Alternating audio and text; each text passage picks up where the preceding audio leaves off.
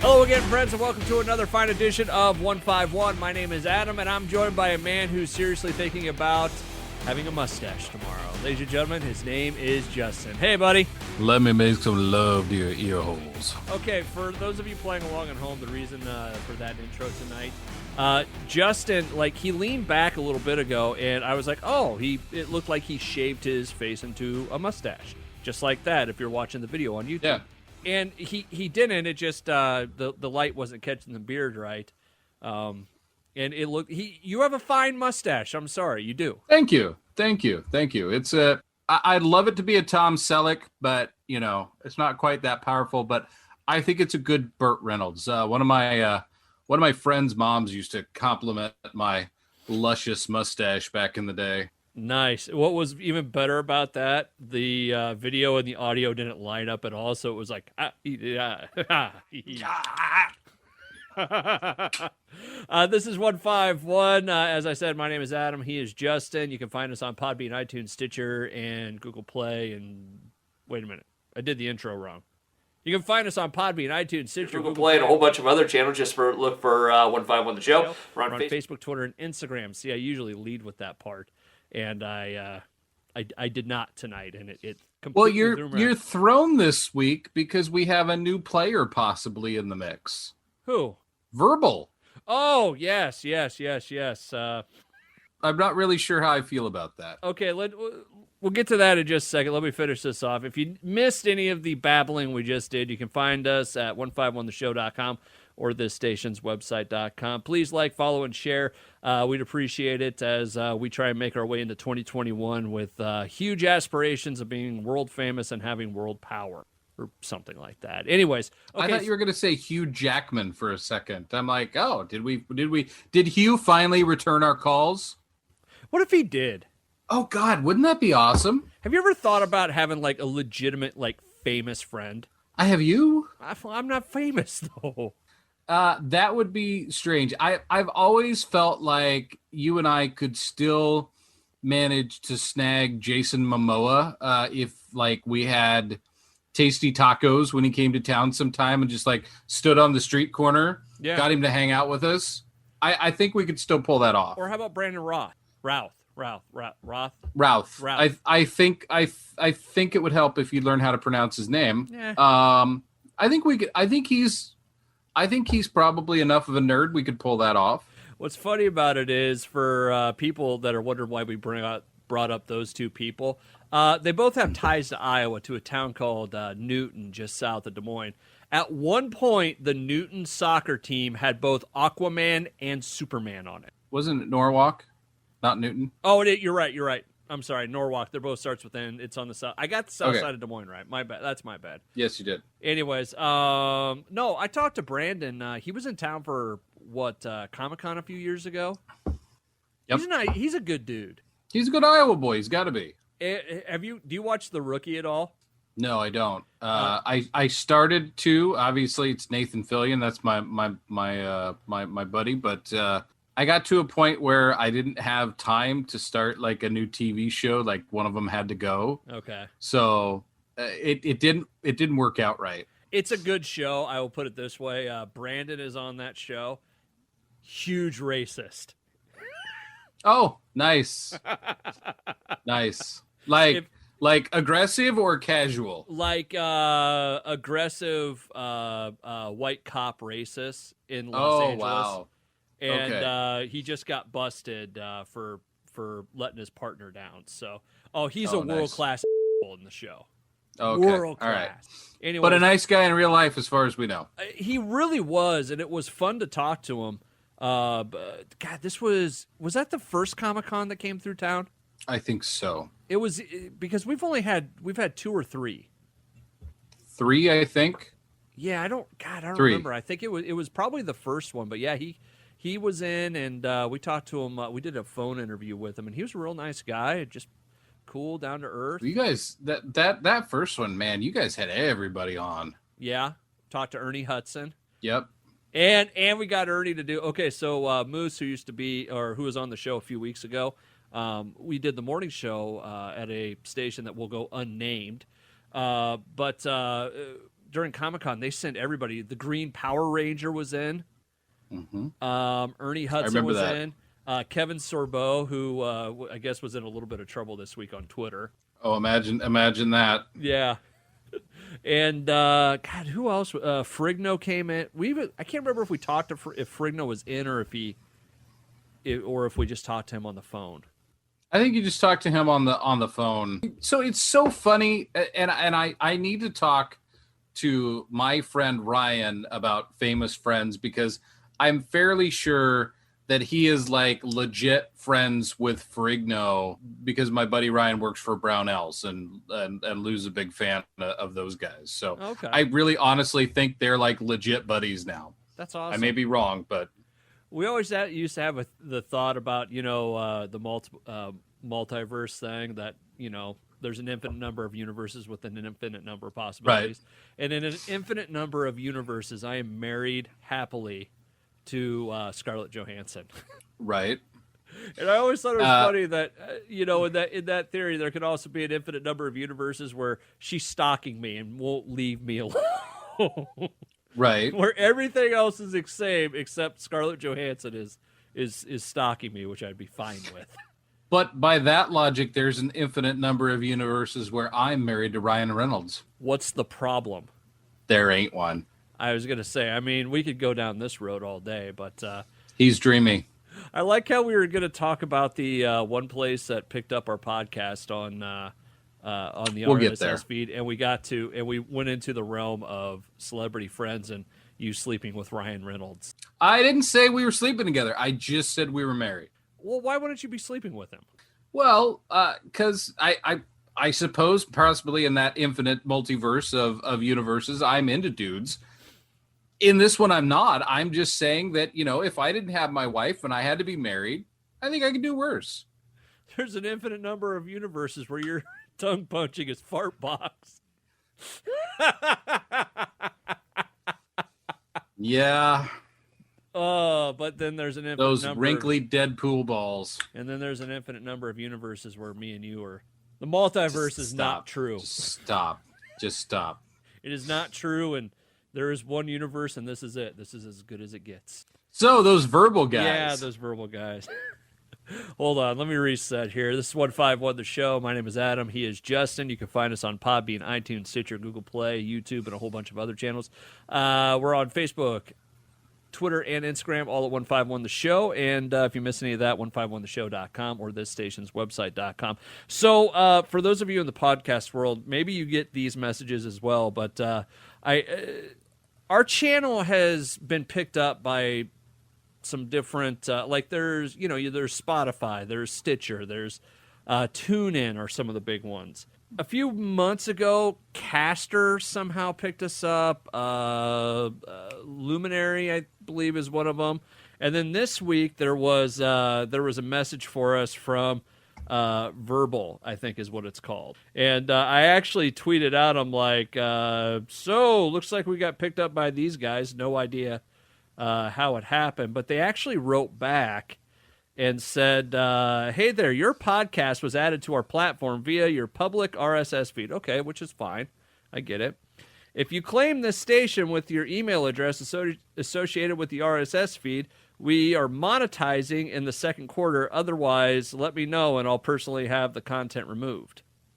How is that possible that if I don't claim my station on your site, I'm not going to get the money for it? Well, and the simple fact that's like suddenly carrying everybody's pay-per-view and saying, hey, if you want to sign up, I hope it's okay. If you want to sign up, we'll give you the rental fees. Otherwise, we'll take it down. Yeah. I'm not 100% sure that I don't know whether I'm okay with it. I don't know that I'm not okay with it. I don't know yet. I don't know how I feel about that. Yeah, I haven't had time to dive into their whole platform and trying to read through some of the rules, but it's getting weird out there, right? It is starting to get weird as we get. I don't know whether we're getting a little more popular or we're just getting that much saturation and content out there. but we've started popping up in some very strange places. You know what I think part of it is? I think there's a big thing in radio, and radio companies are moving to a more audio-based, not radio, audio-based style format, right? And so I think you're seeing a lot of people trying to get ahead of it by having platforms like that, where it's like, hey, come look at all these shows that are on our platform, download our app. We've pre-cached all this content, basically. Yeah, so you're basically, people are just, putting all this stuff on, and the RSS feed is free, so I guess it's one of those things. So it's like that classic joke where the guy says, you should marry my daughter because she's this, and then you go to, oh, well, you should give her this job because she's engaged to Bill Gates' son, but she's engaged to Bill Gates' son because he said that she had already had that job. It's one of those deals. Yeah, exactly. So I guess I really don't know. I think it's the power of the mustache. I wouldn't doubt it. It's just kind of a weird world out there. Like a couple of my buddies and I, my buddy Lee, he's going to be building a new farm essentially out of nothing, and we were talking about it, and I said, dude, you got to get a couple cameras and start filming, because he has something that a lot of people don't have when it comes to YouTube. He has the start of a story. Believe it or not, and I follow a couple of guys like that. There are some early adopters and some guys out there who just started on a daily basis putting their day-to-day life out on YouTube on the farm, and they get a lot of views, man. It's very successful. Dude, there's a YouTube kid up, I forget where he's at. He's up by Marshalltown, I believe. Cole the Corn Star, I believe. Listen, the kid is, slightly annoying. He knows about farming. I'll give him that. You listen to him and it's like, okay, he knows what he's doing. All he did, he turned up the personality to 10. Right. And he's making bank on it. And boy, you think about some of that. You think about some of the dumb you watch on YouTube. And it's like, why can't I do that? Because it's like the guys who are the YouTube stars that order the new Dodge TRX or the Raptors, and then they've had it for 20 minutes and they jump a creek and fold it into the shape of a U. You and I recoil inside at that sort of stupidity and wastefulness. And that's how those guys get their views. Yeah, but you know what? I think of a lot of the stuff I watch on YouTube, and it's not that kind of thing. Like, I spent an hour the other night watching the dude in Los Angeles, I believe, Angelo, the shoe shine guy, just polishing shoes. Okay. Have you ever watched it? I will tomorrow. It's amazingly amazingly relaxing, for one, and it's like different kinds of shoes, and you're like, oh, can he make these look brand new? Oh, that's how you polish a wingtip. You honestly need to. You always talk about all these guys you follow. You need to create a list and publish this list. You do. Of all the people I would be interested. Yes, I think our viewers would be very interested to see your YouTube list. You know what? You're probably not wrong, and I'm challenging you. I'm putting this out as a challenge. Let me ask you right now, since we don't really have a topic tonight, since we're just trying to get a show out for the end of February. Hey, we have important things to say. We're just going to be random topics. I can tell you right now, like some of my must-watch ones. Gray still plays on YouTube. He does video games. Lately, he's been doing a lot of like challenges and stuff. But for that's the reason I bought Long Dark on PS4. He's going to put all of these links in the comments. I'm going to make him work. No, I'm not. No. No, that's so much work. No, but I actually, you know what? What's fun for me is I'll interview a lot of these guys for the radio show. Like I talked to Gray, and he's really a really cool dude. See, that's where you have a cool advantage. I have to say, getting to talk to some of these guys. It actually, listening to one of your interviews the other day, that will remain nameless. I may or may have not ruined it forever for you. No, just say what it is. We might as well. Okay, and if you want to see any of these interviews, you can head to kggo.com. That's my shameless plug, is my actual real job that keeps a roof. Actually, my wife's job keeps the roof over our head. My job pays like maybe one bill a month. Right. Keeps you in beer money and cheddar. There you go. So he tells me the other day, he's like, hey, I get to talk to George Thorogood. And I'm like, oh man, that's cool. And we're talking, and I'm like, I wonder if anybody ever has asked him what he drinks, like what bourbon, what scotch, and what beer, what his preference is. Yeah. We talk about it for a minute, and I'm like, it's an obvious question, but I've never heard it in an interview. And I've heard a bunch of interviews with him. And he's like, no, surely. And he's like, oh, no, I don't think I've ever heard that either. Well, as we found out, there's a reason he does not care for that question. So I'm sorry that I ruined that for you. So, okay, let me set this up. So this dude that we have like a prep service through, he writes me, and his name's Alan Rommelfinger. He's a really cool dude. But Alan writes me a few weeks ago, or like the week before, and he goes, hey, I'm not for sure, but I think I've got Thorogood coming up this week, right? I'm like, okay, yeah. I work on a classic rock station. That's about as classic rock as you can get. So I do the interview, and at the very end of the interview, I go, hey, by the way, a buddy of mine had the question, and like that's how I set it up. And I asked him, and you could just tell he did not give a shit. No. Like the answer was one of those ones where I was just like, I'm cutting it completely out of the interview. Yep. That one went over like a fart in church. Oh, it was funny though. He was in kind of an interesting talk, because it was, I don't want, this isn't meant to sound bad, but it was 70-year-old man talking about something, Right. Like and this is something you run into when you do interviews, is if they're into it, they're into it. But they've done it enough that it's like, at some point it's like, you know what? I don't really care.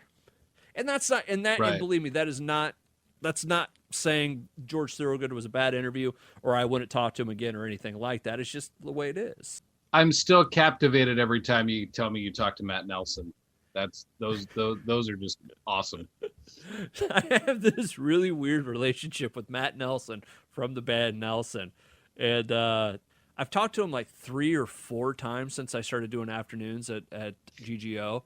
What was funny about it, the first time I talked to him, I legit sat down and talked to Matt Nelson for like an hour. It wasn't one of these ones where it was, 10 minutes and you're done. Like, Right. The next time I talked to Matt Nelson, I asked him, I go, he was just sitting down, and I go, hey, do you got a heart? One of the questions you ask is, do you have a heart out? And that means, is there a time that you have to absolutely be done by? Right? So it's like, hey, I got to wrap up by 2. Okay, well, we know. Yeah. Matt Nelson goes, well, how long did we talk last time? And I jokingly said like an hour, and he goes, well, hey, let me get a cup of coffee and we'll do it again. I'm like, oh my God, I just wrapped myself. He's fun to talk to. He absolutely is. And he's super, super interesting. I have to say, I really thoroughly enjoyed that. Not that I don't tend to enjoy all of your interview work. I like to listen to it because I think it makes me better. That's my version of show prep, is going back and critiquing ours and then listening to your professional stuff. But you know what, though? You're doing something that like a good chunk of radio people don't do or don't know how to do anymore. Well, but so for me, this is easy because you and I are having a conversation and we just happen to have microphones and cameras involved. Now, okay, so for my other work, I have decided a lot of that's done through seeing customers, and we have conventions every winter, which obviously this year between COVID and the craptastic weather that we've had, just zip, there's none of them. So I decided, I'm like, hey, I'm happen to have all these, podcasting skills. I'm going to start this, bi-weekly video podcast where we'll talk about, whatever anybody wants. I'll do, new product stuff. I'll do educational videos. This is how you do this. This is the procedure for adjustment on this. And, a lot of stuff that guys may have seen in a book. You work with trenchers and big equipment. Yeah, I work with heavy equipment, pipeline and drainage, trenchers, and drainage plows, backfillers, all sorts of stuff, chain machines. A lot of this stuff is either secondhand or it's tribal knowledge, and very rarely has this ever been put down. So I'm like, okay, I'll start this thing, and I sat down today to do my first episode. With special guest star in the opening credits, because I needed somebody who was willing to get on camera and act. So Adam jumped up in front of that bullet. But I'm sitting there talking to the camera without anybody else to bounce off of. And I'm like,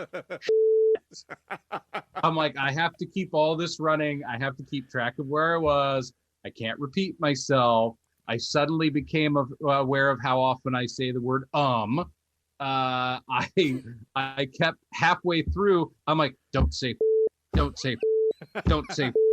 in my head. It was doing this is easy. This is so easy. Just sitting here talking with my friend. To actually do that, or to do what you do and provide the backbone of the show while I get to go, it is hard. It's harder than people think. And you don't really do it on radio anymore unless you're doing like a morning show or like a talk show. But the thing that people used to do is they'll say, talk for a minute. What about? Doesn't matter. Just talk for a minute. Doesn't matter. Just go. Don't repeat yourself. Find something. Keep getting words out and talk and talk and talk and talk and talk. You don't know how long a minute is until you're either talking or on a treadmill. Yep. That's the thing. But going back to what you were doing, what you're talking about doing is air checking. And a lot of people in radio don't do it anymore. Air checking, okay, for those of you playing along at home, air checking is where you had different machines. I think I talked about this with Mike Reyes a couple weeks ago, but air checking is where it records just you talking on the radio. Okay? That's whenever you pop the mic, that's right. It kicks on. And when I started, it was a cassette player, so you had to always put a new cassette in. Now it's all digital. But then you sit down with your boss and you listen to 5 hours, or it's a 5-hour shift, but you're talking. So it's only you. There's no music or anything else. It's just you. Right. And Ryan Patrick, who used to be my boss, would frequent guest and friend of the show. He, you know what though, he knows so much about radio. Okay, that's the thing about it. So when you sit down with him, you sit down and this is the typical air check with him. He goes, "So what'd you like?" So you talk about what you liked. Well, I thought this was a good break. This was okay. What didn't you like? And then you have to go back through. And then sometimes, if you're lucky, you'd go, okay, then why'd you do it? Right? I could just, knowing Ryan and not in that, I want to see if this if this ever came out. Well, it wasn't horrible. I got my ass torched over that one day. What? Oh, what? So we went when we were working together. Because I've heard him say that, so I can imagine him. We were at one of our festivals, basically a big concert that the radio station was putting on, a bunch of people, and because I knew how to video edit, we would start doing like artist interviews and stuff. So everybody would come backstage, we'd film it, and we would record the audio, and we'd essentially make a little podcast out of it, right? Right. And we were getting ready the one day, and the light was kind of funky where it wasn't great, but it wasn't bad. Okay. And I said something to it. He asked me, he goes, well, how's it look? And I said, well, it's not horrible. And he stopped, and one of my buddies, Brian Whitaker, was standing there. And Ryan just torched me, and he's like, well, that doesn't mean it's good. And like, it was one of those things where, listen, he had the world on his shoulders that day, making sure, 25,000 people were happy. Right. But, Right. poor old b-sox, as I've known in the radio world, just got hammered by the little blonde Thor. But no, and then when we switched to radio or switched to the morning show, because when I started doing radio, I was doing overnights. I did overnights for like 3.5 years, and I loved it. It's just you and some Red Bull and an empty room. I mean, it is, but there's more people up on the overnight than you would think. Oh, you had that. Well, and you had some characters that used to call in, as I recall. Terry the taxi driver. Yes. Because I'm into the paranormal, this guy named Terry called me, and if you've ever seen the movie Conspiracy Theory with Mel Gibson, think that guy, but in Des Moines. Okay. And Terry was great. And driving a taxi, obviously. Legitimately driving a cab in Des Moines on the overnights. He would call in, and we would do Terry the taxi driver, and he would give me some paranormal story or some conspiracy theory or something like that. I actually almost got kicked off the air because of Terry. Some lady wanted me to be fired. And in radio, it's not just that you're fired, it's that you should never be allowed to do it again ever. Of course. So the story with that was, and yet on here we can say, hey, you lady. Well, it's the problem that happens with a lot of radio. You hear part of what somebody's saying. Oh yeah. I tune in the middle of it, and I like how this. By the way, I like how this turned into a radio talk. Yeah. Okay. Anyways, she tuned in. We were talking. It was right before Hurricane Katrina. Okay. And Terry was talking about, listen, this is going to be bad. Like he was making the prediction that, hey, this is going to be a real f***ed up situation, and it's going to be bad. Obviously prescient and obviously right. So we were talking about it, and I was telling them about a tour that I took when we were down in New Orleans, and they said because everything's below sea level, or I can't remember. It's bullshit. Yeah, since they can't bury people down in New Orleans, they have all the above ground cemeteries, right? Right. Because of the water table, they'll pop right out of the ground. Exactly. So basically what they were saying, when it floods real bad, the graveyards will flood and bodies will sometimes float out. Right. That's the story that I told. She heard me making fun of bodies floating through the streets. And so she called Ryan, my former boss, and I can only hope that you followed that up with whatever this, let the bodies hit the floor. The drowning pool joke. Thank you, drowning pool. Yes, I couldn't think of that for a moment. So yeah, it was one of those things. So, but yeah, Terry was a lot of fun. Was Ryan disappointed in you that day as well? No, he didn't do his typical. What were you thinking? He did more of the. What did you guys talk about last night?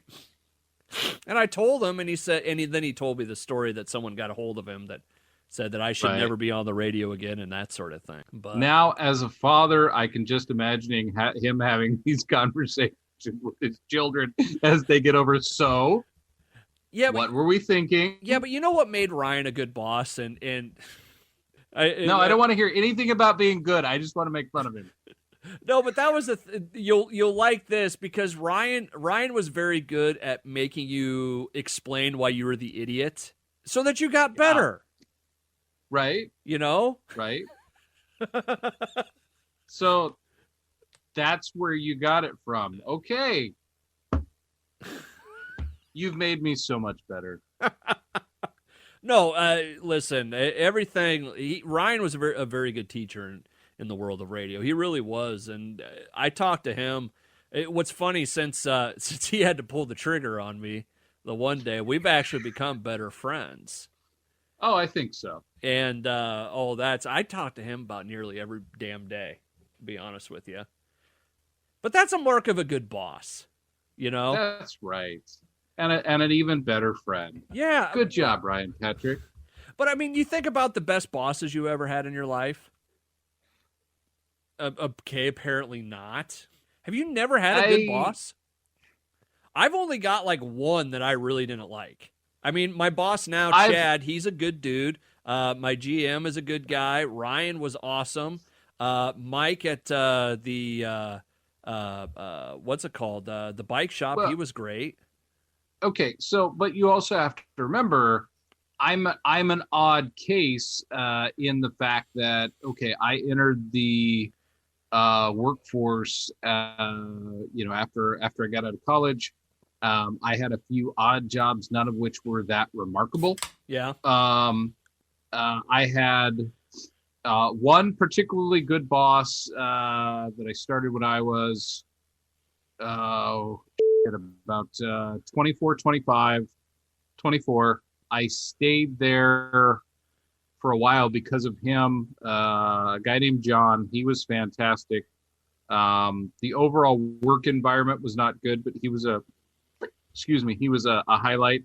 And then I've been working with my brother since 2008, basically as to an extent, him and I run the place together. So as much as we fight just because we're siblings, and then working under my own direction and being my own boss to a certain extent, within those confines of us going for a common goal, I'm a terrible employee. So, and I have for a boss because half the time it's me. I'm setting my own goals and making my own lists and all the rest of it. So, I haven't had that many bosses in my life, sadly enough, to really have good or bad, I guess, experiences. So I've only had one that, and I'm not going to name who it was or where it was, but it's just the way you treat people is a big deal to me.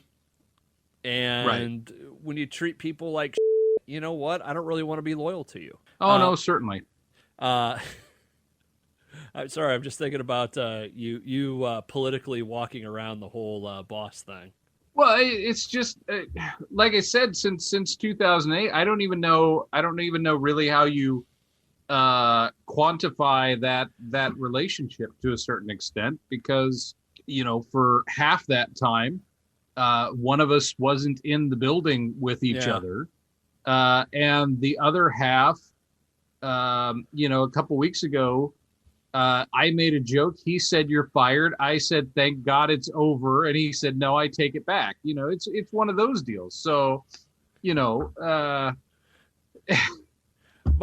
don't have good boss, bad boss stories just because I've unfortunately just been set adrift. Let me ask you this. Do you think you're a good boss?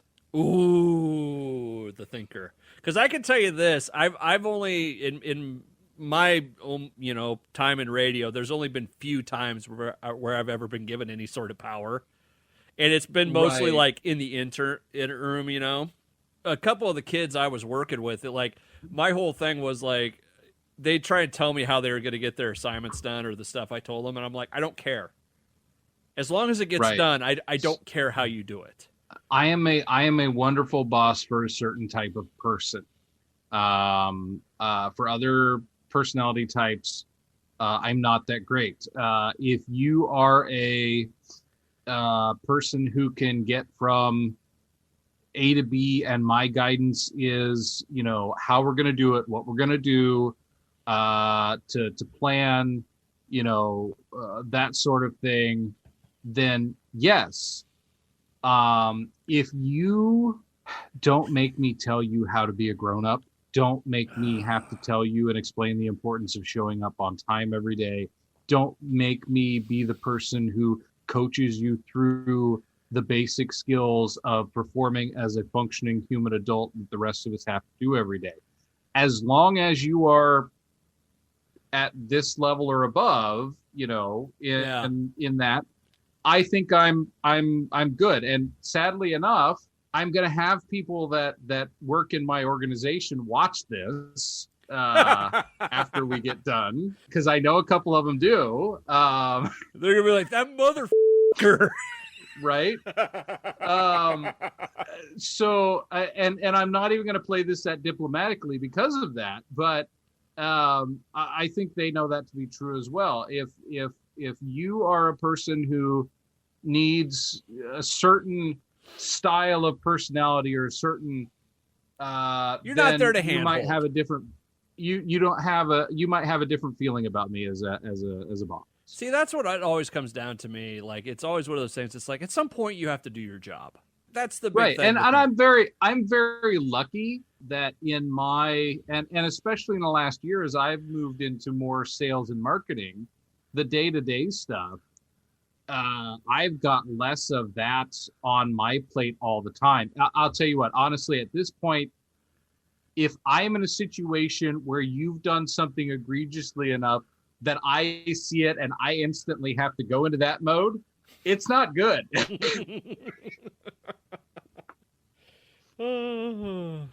Yay, good times. I can tell you that I am the kind of guy a couple of years ago, and some long-termers, a couple of them are still there, got me a shirt and a plaque for my desk, because we always joke that I was HR, and if it was bad enough that I had to call it out, oh, buddy.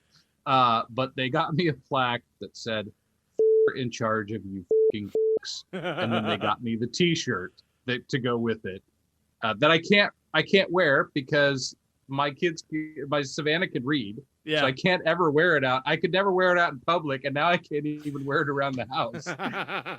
But this is the kind of crew that I've got, that they got me that. So they're pretty easy to manage, quite frankly, and pretty easy to be a boss for. Not that I have to do it that much. There you go. All right, friends. I think that's going to do it for this show tonight. We had some fun talking about, we had zero plan going into this. We broke one of the cardinal rules of having show prep and all this other, bullshit that, was important. But tonight it was just a fun conversation.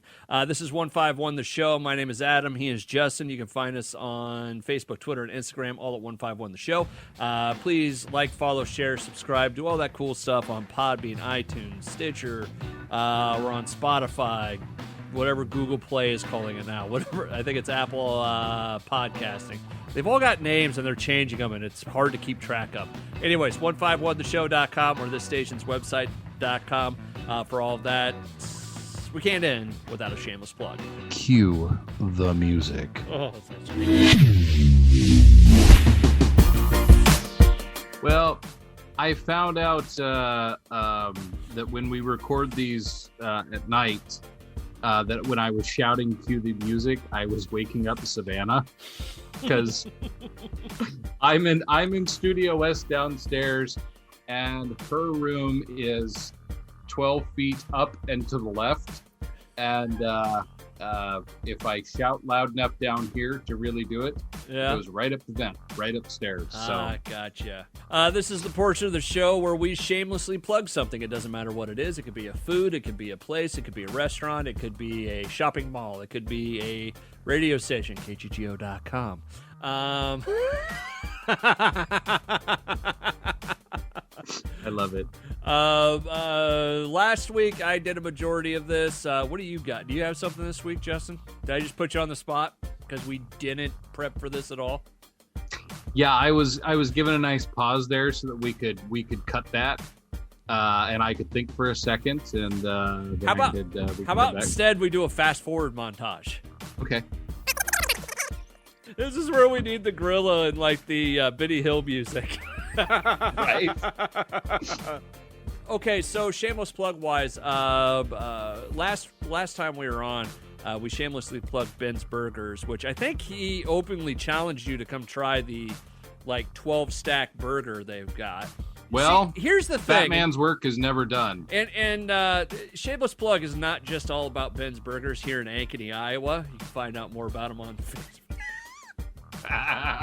But okay, some of the food challenge stuff is weird to me where, there are people that can legitimately do these, Oh, yeah. But skinny women usually. Yeah, sometimes they're like, and they're always like, isn't that awesome? It's like, you just ate 15 pounds of food in 4 seconds. It's kind of gross. You're like 15% nachos now, lady. Yeah. What's up with that? But like the Ben's Burger thing, it's like 12 patties and like French fries. And see, the one that would get me is I want to say it's a milkshake. And I can't do ice cream right now.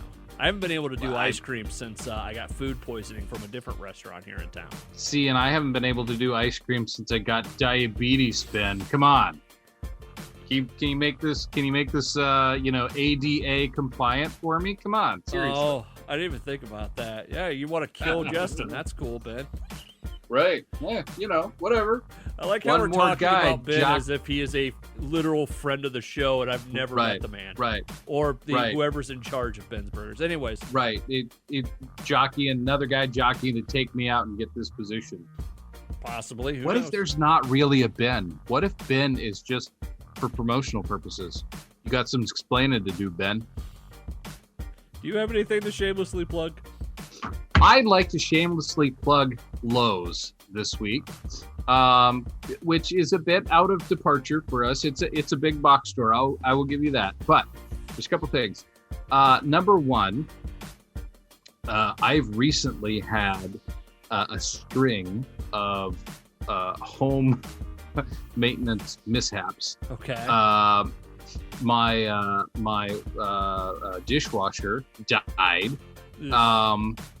And it's not only died, it's been very unreliable died. So we didn't know there was an issue. It didn't finish a cycle, and the water sat in there for a week, and then all of a sudden it just dumped one Sunday morning. And my house was built in the kitchen with real oak flooring.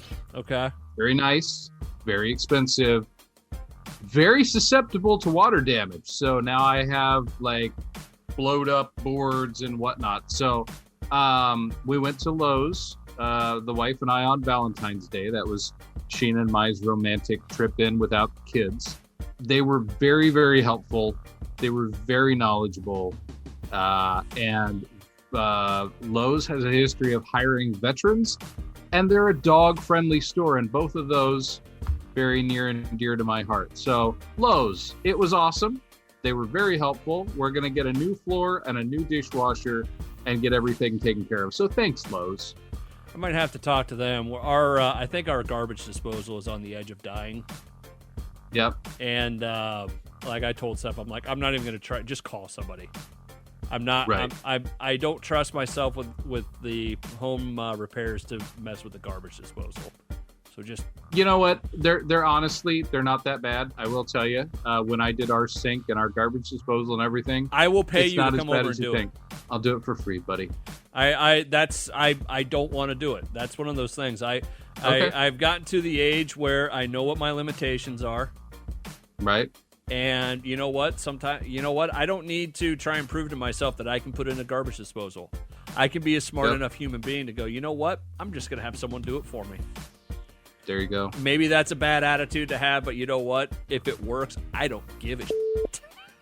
There you go. All right. That's going to do it for us tonight, friends. Have a great rest of the week. Stay warm. Hopefully everybody is okay after the huge winter storm that rolled through. By the time this gets out, that'll be long gone and all that. But it's going to be 40, and we're all going to be looking forward to March and spring and tropical drinks outside. There you go. We should do a show outside sometime. We absolutely should. We should do a day drinking show. All right, let's do it. All right, friends, that's going to do it for us. This is 151 The Show. You can find everything you need at 151theshow.com. We'll see you next time. Have a good night.